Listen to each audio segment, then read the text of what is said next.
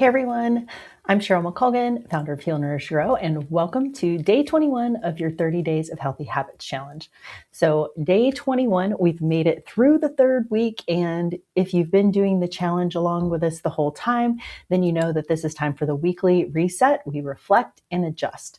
So again, you don't have to be perfect on this challenge. That's why all the habits have only taken 5 to 15 minutes a day, is so it gives you some things to try, it gives you some things to see which habits could really work well in your life, what could help you the most. And knowing that you don't have to start over again. If you miss something, you can just do the little habit along with the next day's habit, or you can just jump right back in. It's not anything, one of these challenges where you have to start over if you miss a day. This is meant to be very flexible, to fit easily into your life, and to just give you some new ways of thinking about habits that might be helpful to you and that you might want to integrate each and every day going forward, instead of just trying it on these little 5-minute, 15-minute intervals. So today's habit is look at your tracker, celebrate what you did, and then choose one habit to make easier next week. So some of these, if you've been going through, I've encouraged you, you're just trying the one habit each and every day. But if you found a habit that speaks to you or that was super easy that you wanted to add in for the entirety of the challenge, maybe you've been doing those. And so notice if you told yourself, hey, I was going to drink that glass of water every single morning before I drank coffee. Have you stuck with that? Have you done it? And just notice what's making it more difficult to keep that habit in. Is it that you didn't put the water next to your bed like I suggested, or maybe you go downstairs and you just go straight for the coffee and you forgot one day to do the water first. So whatever it is, just look what's making these easier. And so I've been sending out the emails at 6:30 a.m. Eastern time. That's probably not the perfect time for everyone in the whole world that decides to do the challenge, obviously. But noticing if it's harder to integrate into your day because you just got it later, maybe you kind of set it the day behind where you read today's habit and you actually do that tomorrow so that you can plan ahead for it and know where it best fits in your day, that sort of thing. So again, we're just looking to make these easy. We're looking to make them fit with the habits that we already have, trying habit stacking, putting one habit, sticking it with another that makes it easy. Like we had the idea about taking supplements when you brush your teeth kind of thing, or putting your running shoes next to the door where you have to see them before you go outside to go to work and remind you to take your bag with you for the gym. Whatever it is, you're just trying to plan ahead so that you make things easier and repeat it every day until it becomes a habit. So the consistency is the key. Again, not every day is going to be perfect, but making these small adjustments on a week to week really prevents you from getting to this all or nothing mindset. Like, oh, I already missed 3 days, so now it's too late. And you just forget about it and you never come back to this. It's always noticing that, evaluating the week. Okay, yeah, maybe I wasn't perfect this week. I missed this and this. How can I do that better next week? Maybe I'll come back to those habits because I actually missed them this week and I want to try them. But just, you've got to celebrate the progress and reinforce the behavior so that it feels rewarding. So we want to notice the positive. We always want to be training our brain to notice those positive things, have gratitude for the things that did work easy this week, and then set your mind up for noticing which ones were more challenging and figuring out a way to make that easier for yourself the next time. It just, also keeps the momentum going. So we just want these small wins.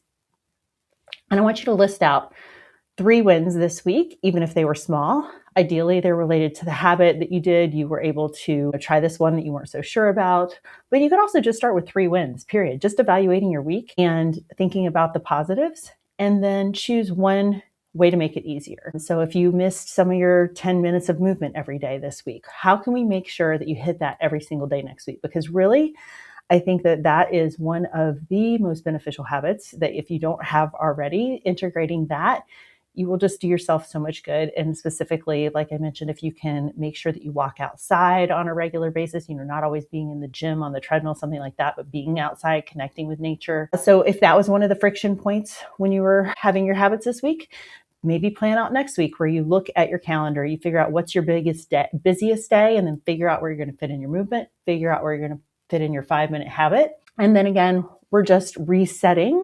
The missed days, they're just data for you. We're just observing. We're not judging. We're just noticing what went well, what didn't. That's it. So don't look for, I didn't do enough. I didn't, I messed up. No negatives like that. We want to keep it all positive and just frame it in a way of learning and noticing the data so that we can make it better the next time. So keep your focus on being consistent, doing the little habit every single day. We've got 7 more days to go at this point, and I hope you've enjoyed it up to this point. Like I said, there's going to be habits where you might do them and you think, okay, that's not really for me. That doesn't resonate for some reason.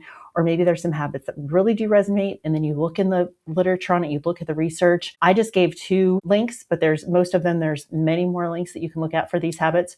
So just choose the ones that you want to dig into and notice what might be better for you going forward. We've got, like I said, only about a week left.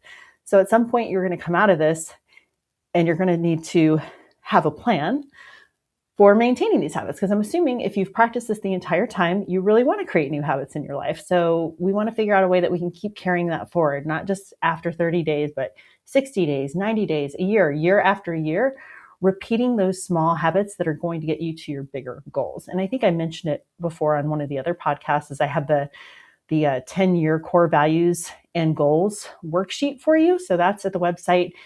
If you go and search what is ultimate wellness, the link for that form is in that article. And it also just talks about, figuring out what is wellness for you, figuring out what habits work for you on a day-to-day basis. So the article is kind of all about that. And the worksheet helps you notice, like, what are your core values? What's important to you? And it kind of goes back to the very beginning when we picked the 3 focus areas for this challenge. That'll give you a good hint into what might be your core values and what might be these overarching things where you want to plan out for the next 5 years, 10 years going forward. Creating those small daily habits that will support that.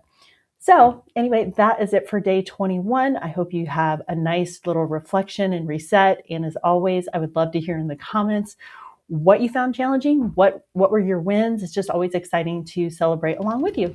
So that is it for today. I will see you again tomorrow.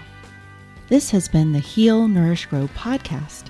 Again, I'm Cheryl McColgan, founder of Heal, Nourish, Grow. You can find show notes for this episode at healnourishgrowpodcast.com. If you have feedback on today's episode or questions about the content, please email us at podcast@healnourishgrow.com. We'd love to hear from you. Be sure to sign up for our email list at healnourishgrow.com and subscribe to the show with your favorite podcast player so you never miss an episode. Join us next time for more information that helps you live your best and healthiest life. Thanks for listening.